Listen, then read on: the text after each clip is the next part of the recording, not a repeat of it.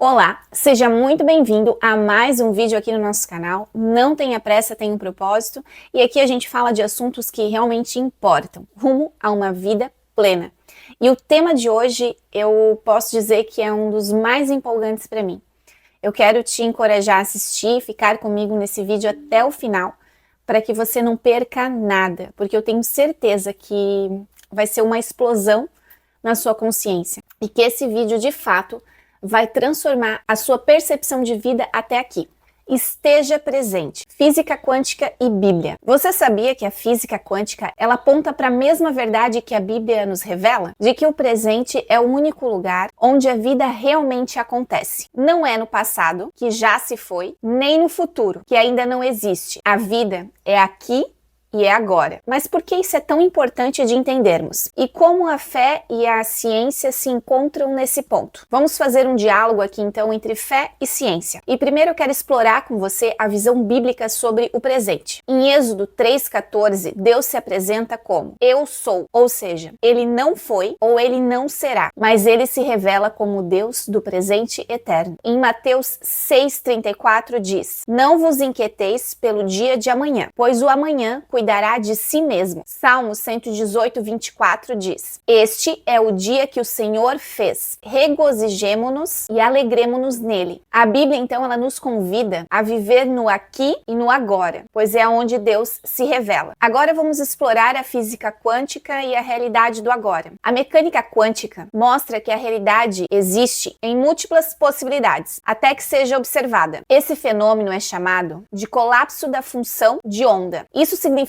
que a consciência do observador, no caso nós, influencia diretamente no resultado. Ou seja, a sua consciência influencia no que você vê. Niels Bohr, um físico dinamarquês, vencedor do Prêmio Nobel de Física em 1922, ele afirma: a física não trata da realidade em si, mas daquilo que podemos dizer sobre a realidade. Ou seja, a presença, a atenção consciente é o que faz o invisível se tornar realidade. Agora nós vamos explorar a relatividade do tempo. Einstein já mostrou que o tempo não é absoluto, mas relativo. E o fenômeno da dilatação do tempo prova isso. Prova que dependendo da velocidade da gravidade, ele pode passar mais devagar ou mais rápido. Isso significa que o tempo ele não é fixo. Ele se curva, ele expande e ele se contrai. E aqui eu quero te dar um exemplo do qual eu experimentei e depois eu fui estudar para saber o que se passou, né? O que eu tinha vivido.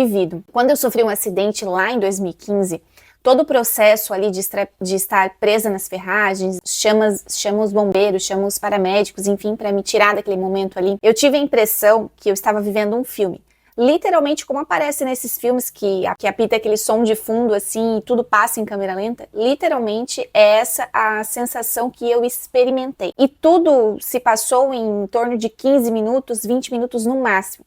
Mas eu tive a impressão que foi mais do que 2 horas tudo que eu vivi, todo o processo que eu vivi ali. E eu lembro até da gota de chuva que caiu no vidro do carro. Eu lembro de cada gesto, eu lembro de cada movimento, cada pessoa que parou, enfim, eu lembro de tudo. Como se eu fechasse os olhos e eu vivesse a cena novamente. E depois eu fui procurar sobre isso para entender o que eu tinha vivido, porque existem muitas explicações aqui. Inclusive, a dilatação do tempo é uma das explicações do qual eu me deparei, que eu havia experimentado. Porque eu obtive ali uma concentração máxima, ou seja, todo o meu corpo ele se concentrou a viver aquela experiência. Então, de fato, eu tive a impressão que o tempo ele passou muito mais devagar. E aqui eu te trouxe um exemplo meu, mas se você parar aí por uns instantes e refletir, certamente você vai entender e vai lembrar de algum momento do qual o tempo ele dilatou para você, ou ele contraiu, ou ele passou mais rápido. Na verdade, nós temos a sensação de que ele passa mais rápido o tempo todo, principalmente na rotina atual e nessa vida moderna do qual nós estamos nos deparando hoje, né? Mas enfim, seguindo aqui, agora eu quero te trazer uma citação aqui que, para mim, foi uma das melhores citações que eu já ouvi, assim, uma das melhores explicações sobre o tempo e eu tenho certeza que, assim como explodiu a minha mente também, vai explodir a sua.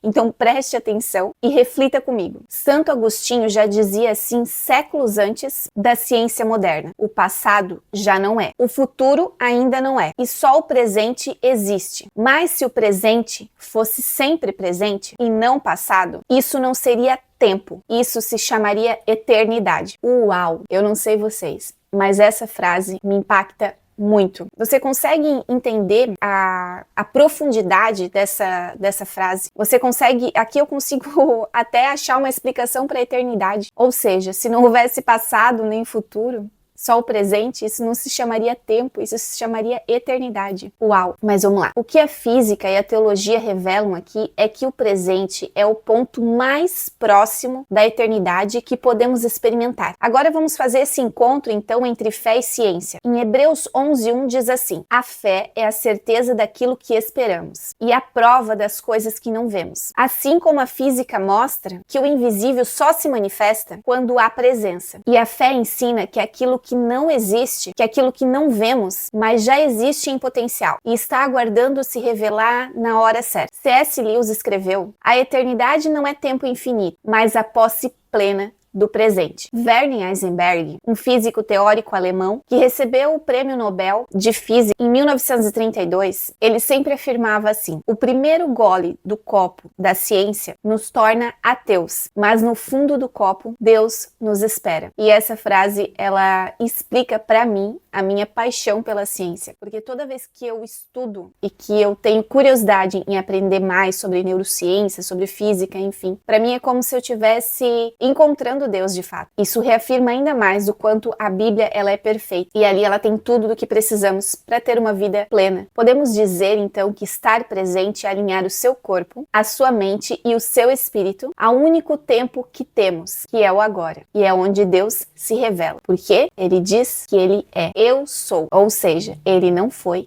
e ele nem será. Ele é. E agora vamos para a conclusão então e a convocação prática de tudo o que falamos aqui. Quando escolhemos viver no presente, deixamos de ser reféns do passado e também reféns da ansiedade, daquilo que nem aconteceu. E só um parêntese aqui, se você ainda está preso no passado, eu vou te deixar aqui um vídeo meu para você assistir, que é Ressignificando os Traumas. Aí você sai aqui do vídeo e dá um pulinho lá, que eu tenho certeza que vai te ajudar. A ciência afirma que a nossa consciência molda a nossa realidade. A fé afirma que Deus age no hoje e a vida confirma. Só no presente podemos amar, decidir e mudar a nossa situação. Portanto, estar presente não é apenas uma técnica de concentração máxima. Além de ser um mandamento bíblico, ela é também um encontro da fé e da ciência. É o lugar onde descobrimos que não estamos sozinhos, que Deus está conosco, não no ontem, nem no amanhã, mas no agora. Então eu te pergunto, você está realmente aqui? Ou a sua mente está aprisionada no que já passou? Ou no que nem aconteceu? A transformação que você tanto procura não está no futuro, mas na decisão de viver plenamente o presente, de viver plenamente o hoje. Eu me despeço aqui, eu espero que o assunto tenha feito sentido para você. Se você gostou, então curta, compartilhe com alguém que precisa ouvir isso e se inscreva no canal se você ainda não é inscrito para ficar por dentro de mais assuntos e mais vídeos como este. Eu te espero no próximo vídeo então. Um grande abraço. Até!